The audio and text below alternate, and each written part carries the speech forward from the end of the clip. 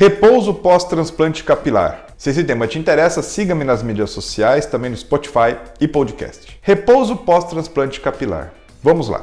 Hoje, pela técnica FUI, eu costumo dizer para o paciente que a retomada dele para as atividades pode ser no dia seguinte. Não que eu recomende, mas se ele precisa, problema nenhum. Vou contar para vocês alguns casos e o que eu recomendo. O que eu recomendo aos meus pacientes é que eles façam um repouso por 2 a 3 dias. Mas é repouso absoluto? Como que é isso? Não. A drenagem linfática do crânio, tá?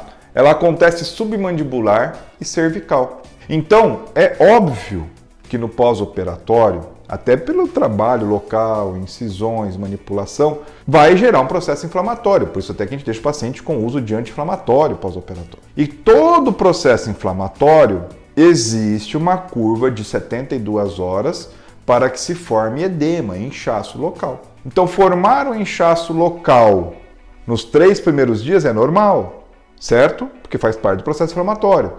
Se você repousa, segue as orientações pós-operatório, esse edema, esse inchaço, ele vai drenar para a cervical. Pode ficar deitado, pode ficar na cadeira do papai, lá, né, reclinadão, assistindo Netflix.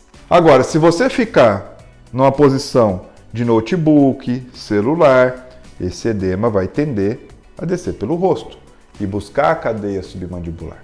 Por isso que eu tenho algumas condutas de curativo que a gente faz compressivo para evitar que desça pelo rosto. Mas, se você não fizer o repouso adequado, poderá descer sim pelo rosto.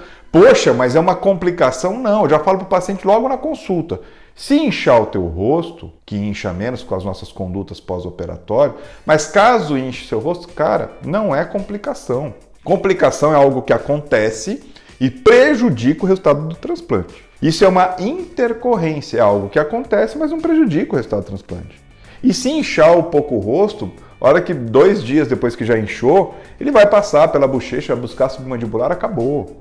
Não é hematoma, é inchaço. Mas eu falo, eu tenho pacientes, por exemplo, como dizendo para vocês, né, que são juízes, advogados. Eles falam, doutor, eu posso não fazer audiência, mas eu tenho que fazer os despachos lá dos autos. Poxa, então, se você não tem problema com a estética, caso inche, porque você não vai fazer audiência, senta o pau. No dia seguinte pode trabalhar normal, faz o que você tem que fazer. Se inchar o teu rosto, em 2 dias vai desinchar. Problema nenhum, entendeu?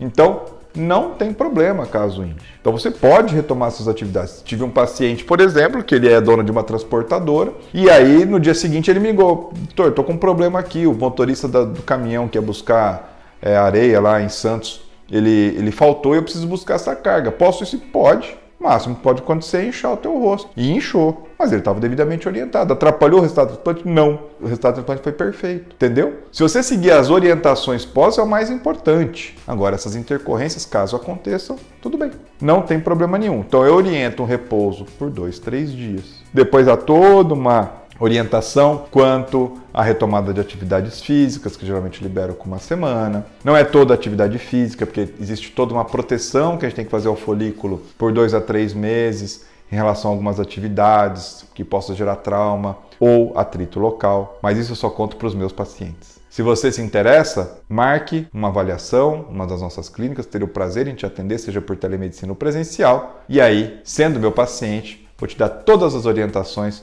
pós-operatórias para que você tenha um transplante capilar de sucesso, como os nossos quase 1000 transplantes que vão completar esse ano sempre foram, tá certo? Deixe seu comentário, porque é através dele que eu gero o nosso próximo vídeo. E um abraço e até o nosso próximo conteúdo.